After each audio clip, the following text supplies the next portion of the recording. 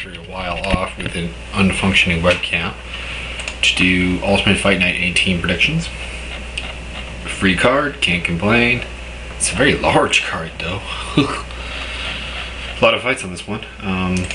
So I'm going to do it in MMA Playground order, which is, which we will start with Jeremy Stephens versus Gleison Tibau. It's a bit of a downfall for Stephens, admittedly, who just, fought Joe Lauzon and had, just before that defeated Rafael Dos Anjos to be fighting Tibau. Tibau is the type of guy who really actually should give him problems. Strong wrestler with strong BJJ credentials. Jeremy Stephens' ground game needs work. That being said, Tibau's striking is god-awful. Jeremy Stephens, not a terribly gifted technical striker, but he has a huge amount of power and he's good enough. I think he can win this fight by TKO, probably second round, I think. But he will be in trouble, I think, during this fight if it goes to the ground. Tim Crater, Nick Catone. Nick Catone's a pretty good fighter. He's undefeated in the UFC. He, is the guy who, of course, is famous for having continuously being put in fights with Amir Sadala and not getting the fight.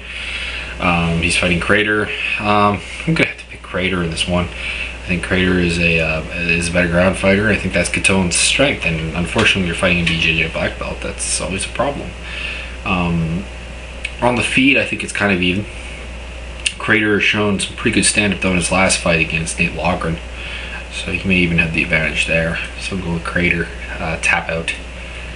I'm gonna go second round. Next we have Mason Osternick versus Jorge El Conquistador Rivera. Love El Conquistador's fights. I mean, he's an exciting fighter. He's a fighter that it's very hard not to get behind. That being said, he lacks, certain skills on the ground. And against the guy who, is a pretty good wrestler, Mason Osternick, although people are going to think of him because he lost to Jake Roshold. But that's Jake Roshold. Osternick couldn't implement his game plan. I think he will be able to with Rivera. I think he'll be able to take him down. He has to stay out of the clinch as much as possible though, because Rivera is deadly in the clinch.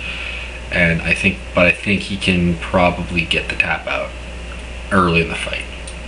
Let's go 5. First round, maybe second round. If he can't get it by then, I think he probably has some problems, because I think as the fight goes on, I think Rivera's chances increase. Rob Kimmons versus Joe Betepo. Joe Betepo is a pretty good wrestler, but he got knocked out, of course, by Lester Sakara recently. He hasn't fought the level of competition that Rob Kimmons represents. I think Rob Kimmons will take this one with a submission pretty easily, probably in the second round. Next up, we have a fight I'm really not overly looking forward to. Steve the Hoogan Steinbeis versus Ryan Jensen. Honest opinion, I don't think either of these guys should be in the UFC, and that's just my opinion. I think Ryan Jensen's the slightly better one, though. I think he has better stand-up than Steinbeis. I think he has better wrestling. I think he has better grappling. I think he will probably get the TKO in the second round.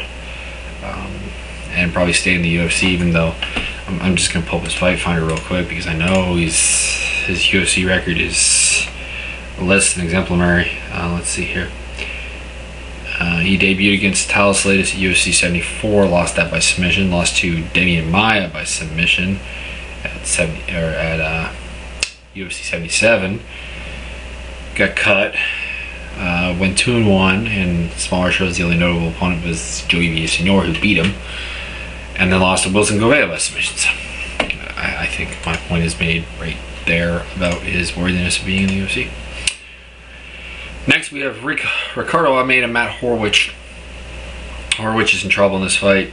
If you can out-grapple Matt Horwich, he's always in trouble. I think Almeida takes him down, taps him easily. Almeida is a studly grappler, of course. I was kind of surprised that he couldn't do anything with Patrick Cote on the ground. That was surprising, but I think he should probably rip through Matt Horwich pretty easily. No offense to Matt Horwich intended, though. Aaron Simpson, Tim McKenzie. Tim McKenzie, not a big fan. Aaron Simpson, not that big of a fan either, but he's a studly wrestler and he's got a lot of power. He's a little bit like Ryan Bader off of last season, the Ultimate Fighter. I think he wins this one by knockout in the first round. I think McKenzie probably has the better MMA skills, but I think in this case it's just not going to really matter. Brock Larson versus Jesse Sanders. Brock Larson, a little bit of a slow starter. I think he'll finish him in the second round, though. He's too strong, I think, for Sanders. or really anyone else who's going to rely primarily on wrestling, with the exception of a guy like John Fitch or Koscheck, someone of that ilk. Anyways, Larson, TKO or knockout. Maybe I could see a submission, but I don't think so. He's not really a submission artist. Next, we have Carmelo Marrero versus the aforementioned Ryan Darth Bader. Marrero's in trouble in this fight. I think that's how it's designed to be, because you take a tough winner, you give him a fight he's supposed to win. And this is a pretty good one. I mean, Marrero hasn't had a great run in the UFC. He debuted strongly by beating Cheick Kongo, but I don't think he's won since then. I believe he has lost to Gabriel Gonzaga and Wilson Gouveia since. His stand-up is in need of work. Bader's stand-up is still kind of elementary at this point, but it should be getting better. He's surrounding himself with good training partners. I think he'll be getting better. I think he can outstrike him. I think he can out-wrestle him. Marrero's a tad bit larger. And the concern I have with Bader is always that with all of his muscle mass, he seems to he has poor cardio, and I don't think it's through lack of work ethic. I think he's just too muscled. I think I said that when we did the Ultimate Fighter aftermath video. But I'm going to take Bader via TKO in the second round. Marrero, when he is put on his back, is a fish out of water, and I think that's basically what's going to happen here. Martin Kampmann versus Carlos Condit.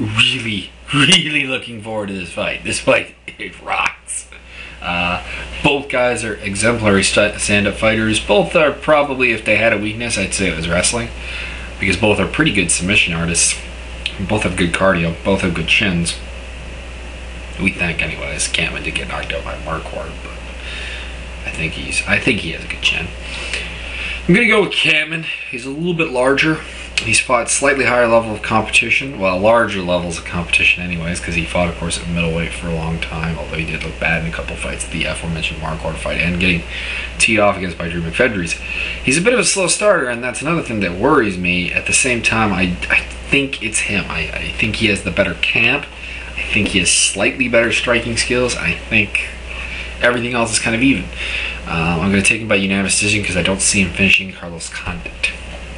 2 fights to go, and it's Tyson Griffin versus Rafael Dos Anjos. Joke fight. Why Griffin's getting Dos Anjos? Why Dos Anjos is getting Griffin, actually, is the better question. He just lost Jeremy Stephens. It'd be better to have Jeremy Stephens fighting Tyson Griffin. And that would be a great fight, I think. But Dos Anjos, he's not going to be able to take Griffin down. He's not going to be able to strike with Griffin. I don't know if Griffin can finish him. It wouldn't surprise me to see a knockout or a TKO, but I'm going to go with a unanimous decision for Tyson Griffin. Next, and finally, although I believe Kampmann was supposed to be the main event, this is what they have listed on MMA Playground. Cole Miller, Junie Allen Browning. Junie Allen Browning looked sick against Dave Kaplan. That being said, it was Dave Kaplan. How good that was test was that? I don't know. I mean, the only guy I've seen Dave Kaplan ever fight, or I've seen Dave Kaplan fight 2 people. One guy was a no-name to get on the Ultimate Fighter, and the other guy is Junie Allen Browning. Oh yeah, and the third one is Phil Nover, of course, steamrolled him. So I don't know what you can really say about that. With Miller, you have a pretty well-rounded guy who's supported by an excellent camp at ATT. Junie Allen Browning's talking some mad smack, but he always does. Until we kind of see the Junie Allen Browning that, you know, Dana White saw or whatever, because I never saw it. Even when he fought Garcia, the Hitler Dog, whatever his first name was. It was Jose, I think, it was like Jose Aguilar, wasn't it? Anyways, whatever. Someone can correct me in the comments. I was not that impressed with him. I mean, from the looks of it, because from the looks of it, I think Aguilar actually got hurt, and that's why he quit more than anything Junie Allen Browning did. Now, of course, Junie may have caused the injury, and you know that's in itself impressive. But I didn't really get. I thought there were more impressive guys. That's all I'm saying. And I think when you're looking at Cole Miller, you're looking at a guy who has done pretty well in his UFC run. Wins over guys like George Gurgel, over. He beat Andy Wang at the Ultimate Fighter finale from his season, but he's a little undersized, but I think so is Junie, and I think that's going to be the interesting thing here. I'm going to go with Cole Miller submission, because I don't think he can knock Junie out. That's the one thing that did kind of impress me, is Junie seems to have a pretty rock chin, but we'll see. If you're a Junie Allen Browning fan, you're probably hoping for him to come out and look fantastic. I'll hopefully have more videos up in the near future. Later.